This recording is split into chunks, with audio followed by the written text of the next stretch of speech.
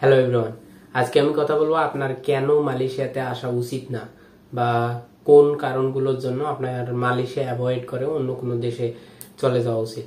So first of all প্রথম যে কারণটা সেটা হচ্ছে পিআর।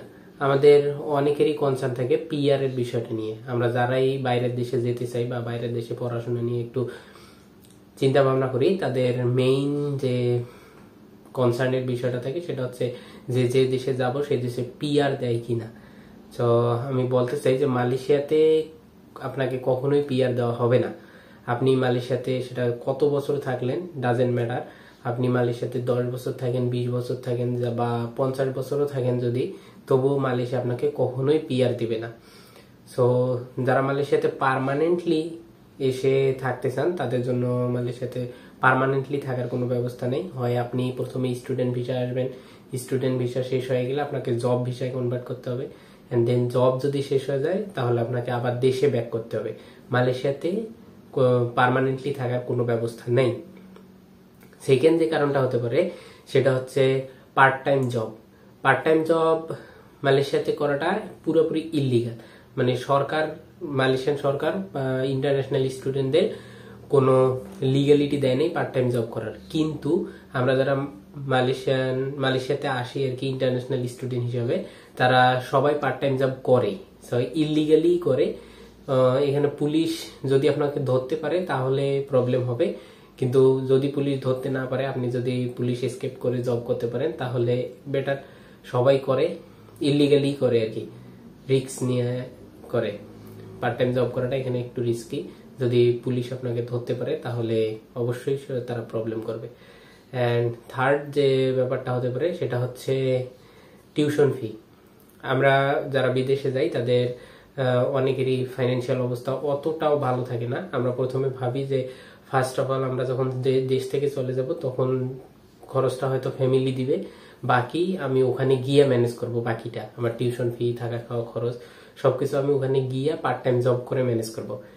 কিন্তু মালয়েশিয়াতে ব্যাপারটা অতটা ইজি না। আপনি মালয়েশিয়াতে এসে পার্ট টাইম জব করে নিজের খাওয়া দাওয়ার খরচ এন্ড নিজের যা কিছু এক্সপেন্স আছে সবকিছু বহন করবেন এবং টিউশন ফিও দেবেন। এটা এটা ভাবাটা বোকামি, কারণ মালয়েশিয়াতে টিউশন ফি অনেক বেশি। বা আদার্স কান্ট্রি ইউরোপ আমেরিকার থেকে অনেক কম, কিন্তু মালয়েশিয়াতে ইনকাম করে মালয়েশিয়াতে টিউশন ফি দেওয়ার ক্ষেত্রে টিউশন ফি অনেক বেশি। আপনার ব্যাচেলরে এক সেমিস্টারের টিউশন ফি হয়তো 4000-5000 রিঙ্গিত পর্যন্ত হয়ে যাবে। আর এখানে সেমিস্টার গুলো প্রাইভেট ইউনিভার্সিটিতে মোটামুটি 4 মাসের সেমিস্টার হয়, এন্ড এই সেমিস্টার ফি দেওয়া 4 মাসে আপনি 4000 রিঙ্গিত সেভ করবেন নিজের থাকা খাওয়ার লিভিং এক্সপেন্স বহন করার পর। এটা অসম্ভব। সো আপনি নিজে পার্ট টাইম জব করে কখনোই টিউশন ফি এন্ড আপনার লিভিং কস্ট ম্যানেজ করতে পারবেন না।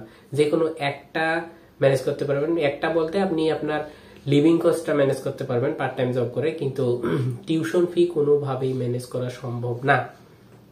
সো আপনাকে মালয়েশিয়াতে পড়াশোনা করতে আসতে হলে বাড়ি থেকে বা আপনার পরিবার থেকে টিউশন ফি এর ফুল সাপোর্টটা নিয়ে আসতে হবে।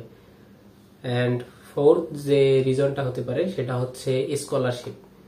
আমরা অনেকেই ভাবি যে বাইরের দেশে স্কলারশিপ পাওয়াটা অনেকটা সোজা, বা প্রায় সব দেশেই তো স্কলারশিপ দেয়। মালয়েশিয়াতে কি স্কলারশিপ দেয় কিনা?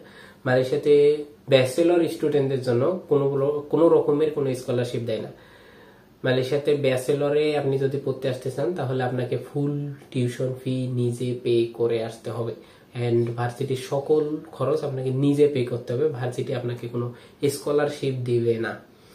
কিন্তু এখানে আরেকটা কথা আছে, প্রাইভেট ইউনিভার্সিটিগুলো আপনার রেজাল্টের উপর বেস করে আপনাকে 30%, 40% পর্যন্ত স্কলারশিপ দিতে পারে। কিন্তু এটা তারা সবাইকেই দেয়। মনে করেন যদি আপনার রেজাল্ট এসএসসি এইচএসসি তে 4 পয়েন্টের উপরে থাকে, তো মোটামুটি ধরে নেন যে আপনি 30% বা 40% স্কলারশিপ পাবেন।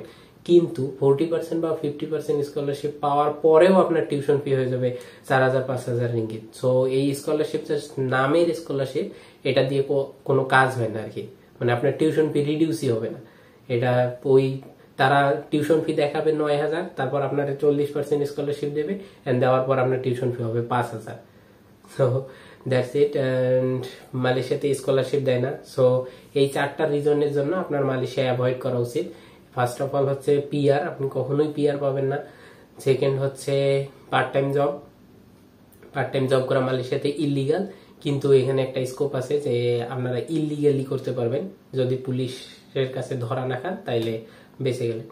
থার্ড হচ্ছে মালয়েশিয়াতে আপনি টিউশন ফি ম্যানেজ করা, এটা কখনোই পসিবল না। আপনি নিজে কখনো আপনার নিজের টিউশন ফি ম্যানেজ করতে পারবেন না, সেটা আপনি ব্যাচেলরে হন, মাস্টার্সে হন, ডিপ্লোমাতে হন, ডাজেন্ট ম্যাটার। অ্যান্ড ফোর্থ হচ্ছে স্কলারশিপ।